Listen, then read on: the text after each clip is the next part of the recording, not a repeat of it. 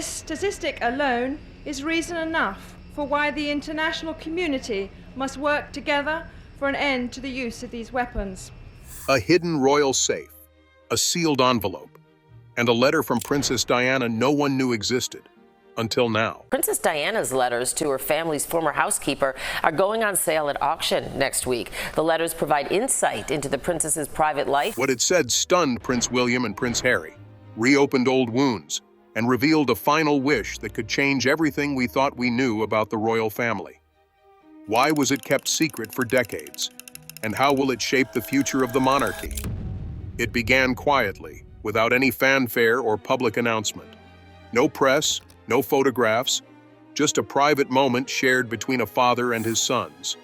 According to royal insiders, the scene unfolded behind closed doors inside Clarence House, the official residence of King Charles III. It was there, in a part of the home not typically seen by visitors or cameras, that something long hidden finally came to light. King Charles, in what was described as an unexpectedly emotional state, opened a private safe. The safe had reportedly been locked and untouched for years, containing personal items that were kept away from public view. Among them was a sealed envelope, marked in the unmistakable handwriting of Diana, Princess of Wales.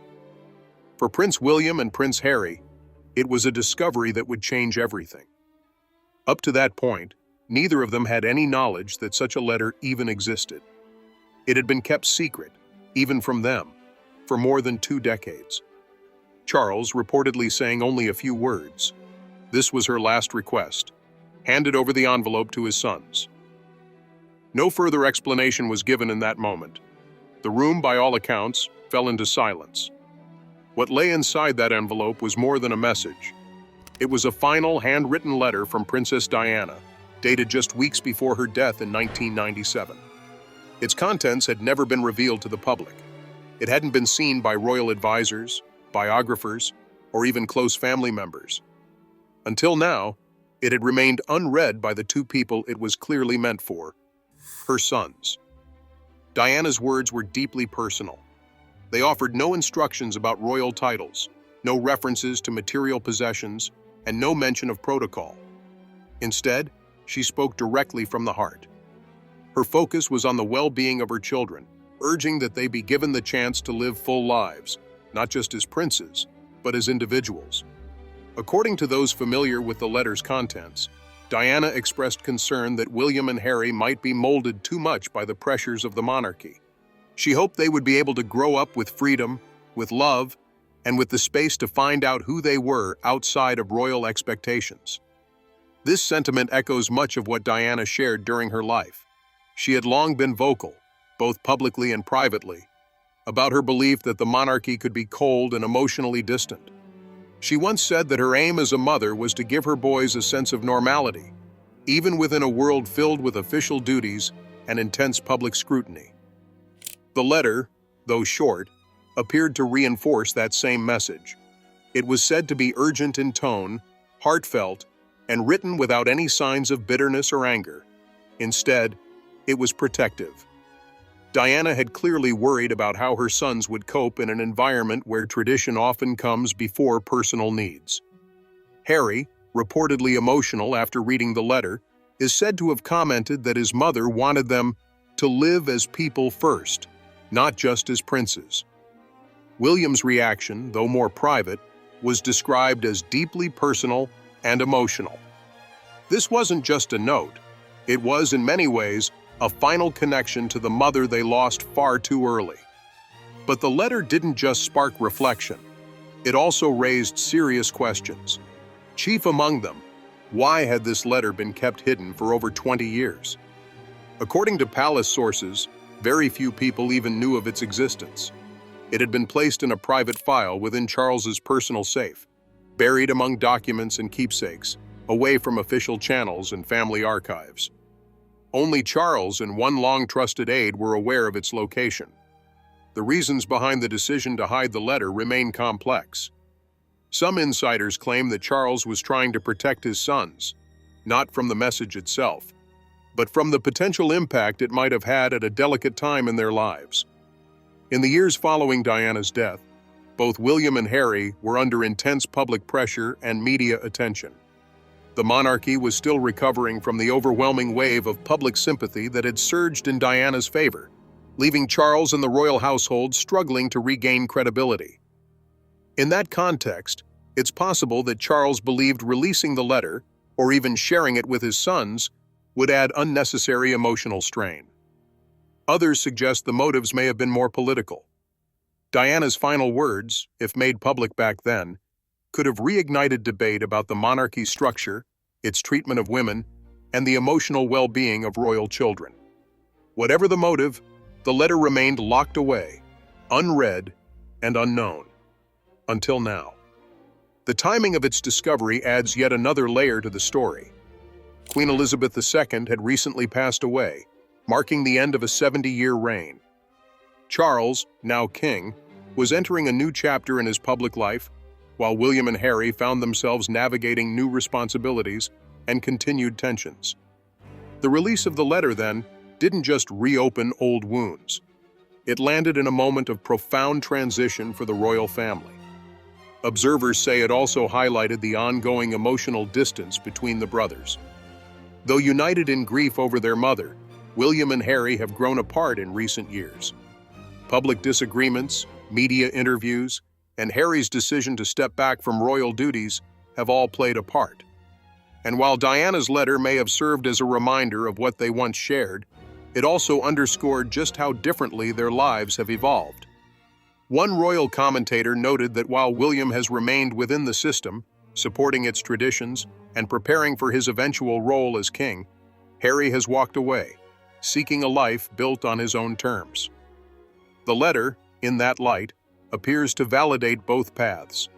Diana's message wasn't about choosing duty over independence or vice versa.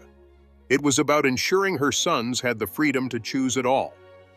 That freedom, however, has always been complicated in royal life. The institution is rooted in centuries of tradition, where personal feelings often come second to public image. Diana challenged that. She spoke openly about her emotional struggles, gave interviews that were unprecedented for their honesty, and changed the way many viewed the royal family.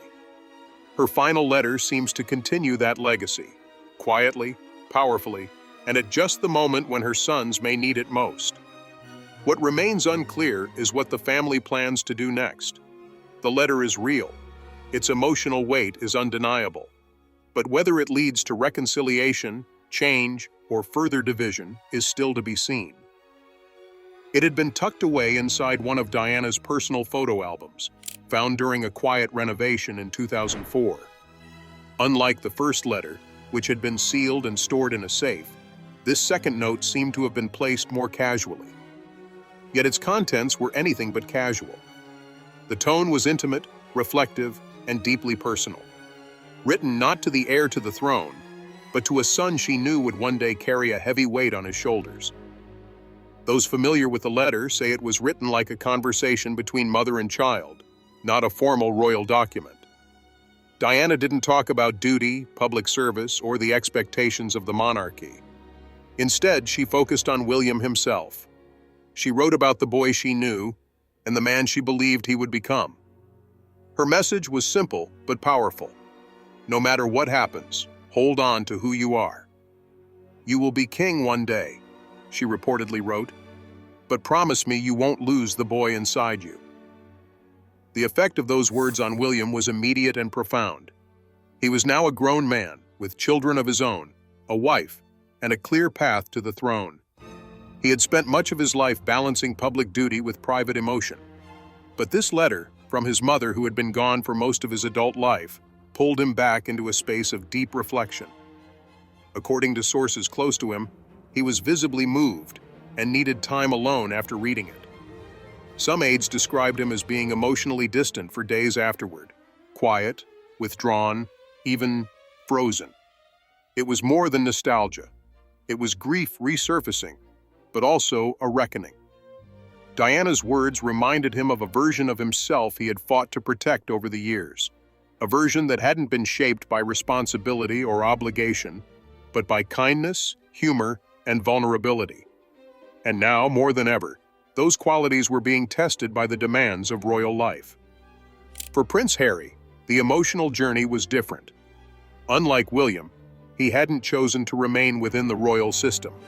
In 2020, he and his wife Meghan Markle stepped back from official duties and moved to the United States. The decision sparked international headlines, interviews, and intense speculation. At the heart of that decision, Harry has often said, was a desire to protect his family and mental health. Reading Diana's letter gave Harry something he had long been searching for: understanding. Her words seemed to echo everything he had felt in private for years: his discomfort with the constraints of royal life, his longing for emotional freedom, and his need to define his identity outside of a title. In the letter, she didn't tell him to rebel or to leave, but she did urge both her sons to choose a life that felt real and emotionally honest. "You don't owe the crown your spirit," she wrote. "You owe yourself happiness." Harry reportedly broke down reading those lines. For him, it was a moment of validation. Many had questioned his decisions, accusing him of abandoning his family or disrespecting tradition. But now, in black and white, were his mother's own words that suggested she had worried about this exact situation and had tried to give him the tools to choose differently. One close friend later shared that Harry described the letter as permission.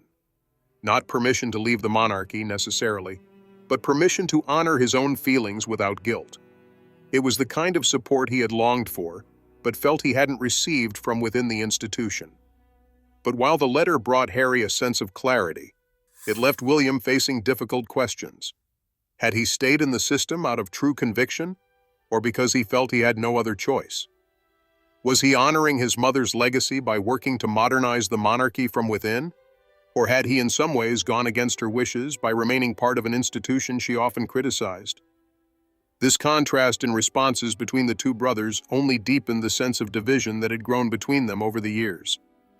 Once famously close, often photographed laughing together at public events and family gatherings, William and Harry have spent the past few years moving further apart, both personally and professionally.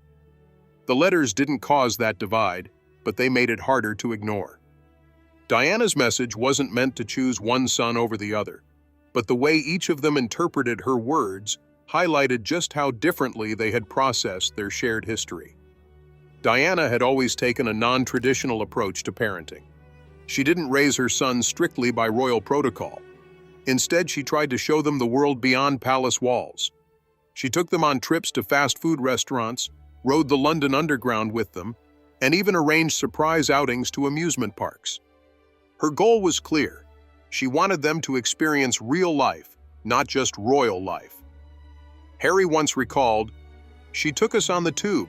She wanted us to see the real world." That approach shaped both William and Harry, but in different ways. William, being the eldest and the direct heir, remained close to the center of royal life. He followed the expected path, taking on more public duties over time and preparing for his future role. Harry, on the other hand, grew increasingly uncomfortable in that environment. While both were raised with Diana's values, they applied them in very different directions. Diana's wish for her sons to be emotionally free to love, to feel, to live without masks, was now being tested in real life. And with the letters uncovered, the question began to form. Had Harry, by stepping away, fulfilled Diana's wish more than William, who stayed? It's a complicated question, and not one with a simple answer. William has worked hard to bring a more open, human face to the monarchy. He has championed mental health awareness, spoken publicly about grief, and modernized the image of a future king. That, in many ways, is also Diana's influence at work. But Harry's decision to leave the UK and pursue an independent life, free from royal expectations, can also be seen as honoring Diana's call for emotional truth. Both sons are, in their own ways, trying to live out the lessons she left behind. Yet the divide between them remains. The letters didn't heal that wound. In some ways, they highlighted it. And so the story becomes not just one of grief or legacy, but of choice. Two brothers, shaped by the same mother, are now walking very different paths. One within the crown, one outside of it, both carrying parts of Diana's message, both searching for their own way to honor it. As they move forward, it's clear that Diana's influence didn't end with her life. Her words, now read and felt decades later, are still guiding, still questioning, and still shaping the future of the monarchy. Some believe Charles acted out of caution. At the time of Diana's death, the monarchy was under intense public scrutiny. The public response to her passing was unlike anything the royal family had experienced before. Crowds gathered outside Kensington Palace, flowers piled up for days, and people openly expressed their anger and sadness, not just at the loss of Diana, but at how the royal family had handled it. Charles was in a difficult position. His personal grief was private, but his public role demanded composure and diplomacy.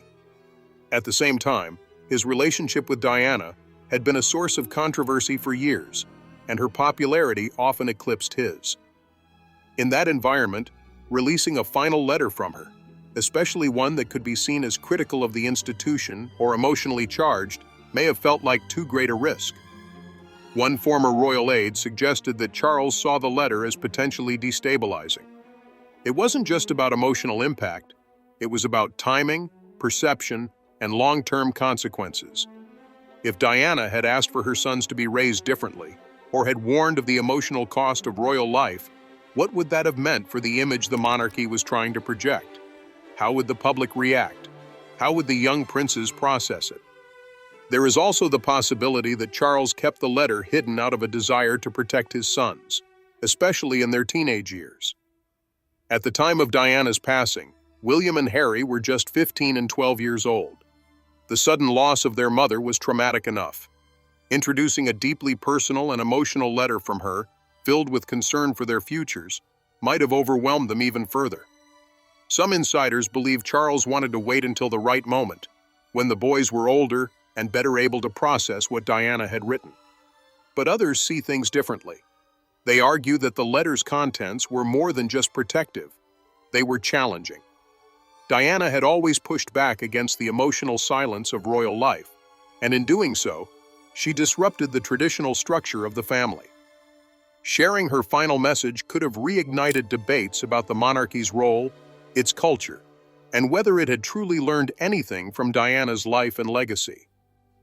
Regardless of Charles's motives, the fact remains, the letter was hidden, and the choice to keep it that way had consequences. For William and Harry, finding out that their mother's final words had been kept from them created another layer of pain. It wasn't just about what the letter said, it was about the years they spent not knowing it existed. For Diana, emotional honesty was never optional. Throughout her life, she spoke openly about the difficulties she faced within the royal family.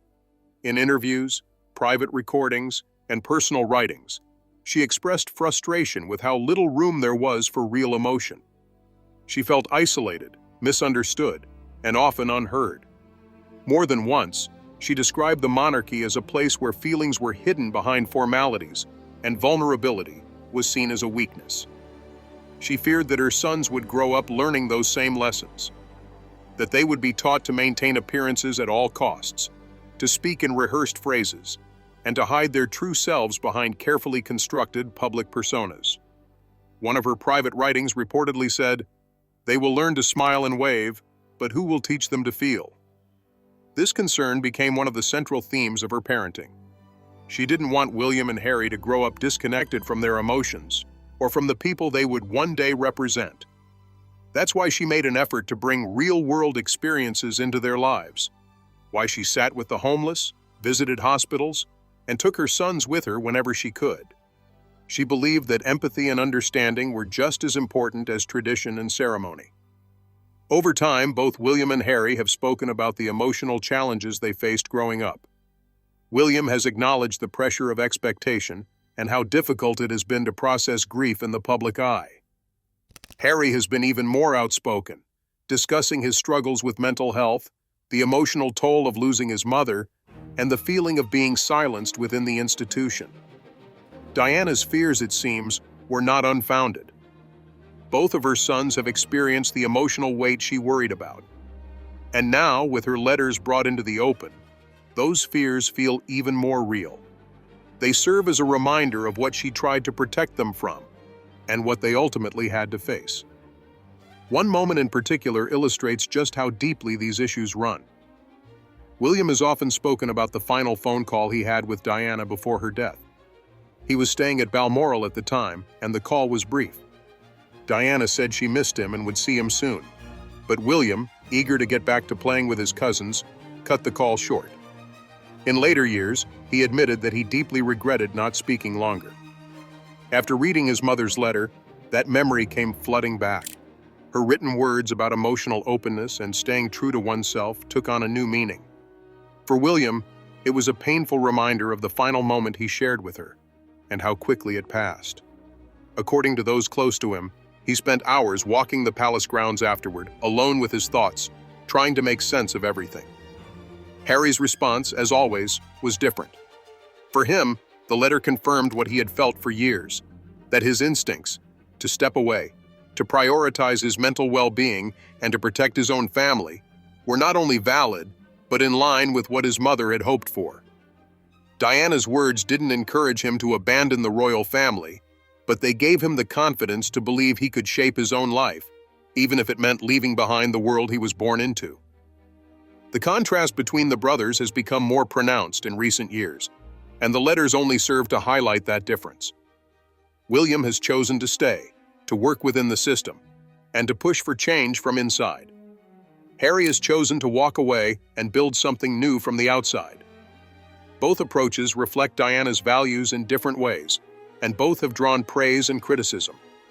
The challenge now is whether those values, empathy, openness, and emotional honesty, can find a lasting place within the monarchy. Diana wanted her sons to lead with compassion, to prioritize humanity over hierarchy. But that vision isn't easy to realize within an institution built on centuries of tradition. As king, Charles now stands at the center of that challenge. His decision to hide the letter may have been based on a desire to preserve the monarchy, but it also reflects the very culture Diana hoped to change. The question is whether Charles can now lead in a way that acknowledges that legacy and moves the institution forward, or whether the weight of the past will continue to shape the future. For Diana, legacy was never about crowns or castles. She believed in compassion over protocol, in listening before leading, and in showing emotion even when it wasn't expected. Her hope, as expressed in her final letters and private writings, was for her sons to lead with kindness, not authority. She didn't want them to inherit a role. They were going to inherit that no matter what. She wanted them to inherit a sense of purpose. She wrote that kindness would be their strength, not status. That message, though deeply personal, has clearly shaped both William and Harry as adults. Even though their choices have taken them in separate directions, the influence of their mother is still visible in their public work and the values they promote. Prince William, who remains firmly within the royal institution, has embraced many causes his mother once supported. He has put mental health at the forefront of his public role, launching campaigns like Heads Together, which encourages open conversations about emotional well-being. He speaks regularly about the importance of breaking down stigma, especially for young people and men. In interviews and public appearances, he's tried to show that being a future king doesn't mean being emotionally closed off. He has also taken steps to modernize the image of the monarchy. Whether it's through more personal interviews, relaxed family photos, or engaging with causes that focus on community and compassion, William has tried to shift the tone of royal leadership. These efforts don't just reflect his own priorities, they echo the values his mother championed decades ago. At the same time, Prince Harry has been forging his own path outside of the royal structure. After stepping back from his royal duties in 2020, Harry co-founded the Archewell Foundation with Meghan Markle. The foundation focuses on compassion, storytelling, and community support, ideas closely aligned with Diana's belief that empathy is essential for real leadership. Harry has spoken more openly than any royal in recent memory about emotional pain, therapy, and the lasting impact of grief. He's talked about his struggles with mental health, the pressure of living in the public eye, and how hard it was to ask for help within the royal system. These stories, once unheard of in royal circles, are now being told because Harry believes silence no longer protects. It isolates. Both brothers, in their own way, are reflecting their mother's wish for emotional honesty, and yet the differences between them remain. William believes in staying within the system and trying to change it from the inside. Harry believes that real change can only happen by stepping outside of the institution altogether. They're working towards similar goals: greater empathy, better mental health awareness, a more human approach to leadership, but through different methods. This divide isn't new, but Diana's letters have cast it in a new light. Her words now live between them, not just as memories, but as a guide and a mirror. Both William and Harry are trying to honor her in their own ways. The challenge is whether they can do that together.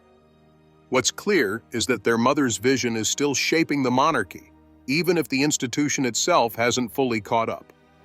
Diana once said she didn't want to be the queen of people's heads. She wanted to be the queen of their hearts. That sentiment, often seen as poetic or emotional, is now being re-examined as a real blueprint for a different kind of leadership. In many ways, the monarchy is at a turning point. Queen Elizabeth II is gone. King Charles III is aging. And the next generation, led by William and supported in spirit by Harry, is beginning to step forward. But the question remains: will they lead in a way that preserves the past or moves toward the future Diana imagined? There are signs of change already. The royal family has become more open about topics like mental health and emotional well-being, topics that were once considered off-limits. Public figures within the family are showing more vulnerability, speaking more personally, and engaging in less scripted conversations. These are small shifts, but they reflect a broader attempt to connect with a public that no longer accepts formality as a substitute for sincerity. Still, the gap between William and Harry looms large. The release of Diana's letters didn't resolve their differences. If anything, it made those differences feel more personal. William, who has carried the burden of duty for most of his life, may feel a sense of responsibility that keeps him anchored in tradition. Harry, who has chosen freedom over formality, may feel that he is the one truly living out Diana's message. But the truth is likely more complicated. Both have sacrificed, both have made hard choices, and both are, in different ways, carrying their mother's legacy. A former royal staff member put it best: they're not following in her footsteps, they're walking in her spirit. Whether that shared spirit is enough to reunite them is uncertain. Rebuilding trust after years of disagreement takes more than shared memories. It takes time, effort, and a willingness to listen. But if there's any force that could bring them back together, it may well be the woman who gave them everything they hold in common. Diana's voice, preserved in those letters, is still shaping not just her sons, but the institution she once challenged. Her fears about emotional repression, her hope for compassionate leadership, and her desire for her sons to live freely are more relevant today than ever. And while she may no longer be physically present, her words are now part of the public record and the royal conversation. The monarchy now stands at a crossroads. One path follows centuries of tradition, duty, restraint, and public distance. The other leans into change, openness, vulnerability, and a more human connection with the people it serves. Which direction it takes will depend not just on public opinion or political considerations, but on the choices made by William, Harry, and those who come after them. What happens next is uncertain. There's no official statement from the palace about the letters, and it's unlikely there ever will be. But behind the scenes, the weight of Diana's words is already being felt. Whether in how decisions are made, how stories are told, or how relationships are repaired, her influence is still present. For many watching from the outside, this moment feels like more than a family matter. It's a test of what kind of monarchy the UK and the world wants to see. Can it be more than a symbol? Can it evolve into something more relatable, more emotionally aware, and more in tune with the times? Diana believed it could. And now, through her letters and the lives of her sons, we may finally begin to see whether that belief can become reality. Her last wish is no longer a secret. Her hopes have been read, felt, and remembered. And the world is watching to see if those hopes will be honored, not just in words, but in action.